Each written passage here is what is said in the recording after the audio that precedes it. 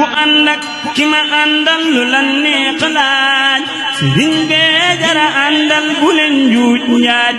ki lee jar joxe sa yëf ba def yoxoy neen duniyaa li ci biiram du teema ngay been ki lee jar fate duniyaa te jëm ci uxuraan. altine bi nga xam ne mooy mujj ci weeru Shaabaan bis bu baax a woor la. boo demee ca téere ba tudd Naylul Awtaar fii ma tukaffaru bihi dunuubu wal awzaar téere boobu Sëriñ Shuayb yàlla ko yàlla dolli gërëm ak leer moo taalif téere ba